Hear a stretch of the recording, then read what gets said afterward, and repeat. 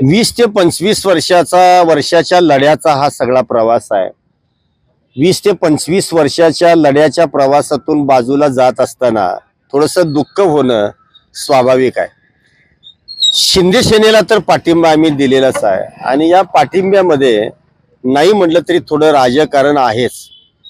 कारण चळवळीनं राजकारण करत असताना काही गोष्टीमध्ये थोडा आपल्या भूमिकेमध्ये थोडा बदल करायला हवा होता। राजकारण राजकारणाच्या ठिकाणी ठेवावं आणि चळवळ चळवळीच्या ठिकाणी ठेवावी आणि राजकारण हे राजकारणाच्या न्यायानं तुम्ही करायला पाहिजे।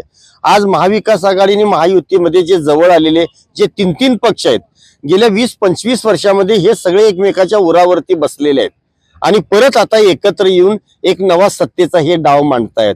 मग हे लोक जर एकत्र येऊन असा डाव मांडत असतील तर यांच्यातल्याच एका गटाबरोबर जाऊन आमचा डाव साधारणतः यशस्वी करण्यात गैर काय आहे, हीच आमची भूमिका होती। महाविकास आघाडी बरोबर किंवा महायुती बरोबर जाऊन महाराष्ट्रामध्ये स्वाभिमानीच्या रक्ताचे एक 4 वारसदार त्या विधानसभेच्या सभागृहात जावेत। तिसरी आघाडी करणं गैर नाही, लक्षामध्ये घ्या। पण असा एक प्रयोग 2009 ला रिडालोसचा आम्ही केलेला होता आणि तो याहीपेक्षा मजबूत होता। आताची तिसरी आघाडी आहे ना, याहीपेक्षा तो मजबूत होता। कारण त्याच्यामध्ये आठवले साहेब होते, पुन्हा त्यानंतर स्वाभिमानी शेतकरी संघटना होती, जयंतभाई त्याच्यामध्ये होते, असे सगळे मातब्बर सगळे मजबूत असे पक्ष होते।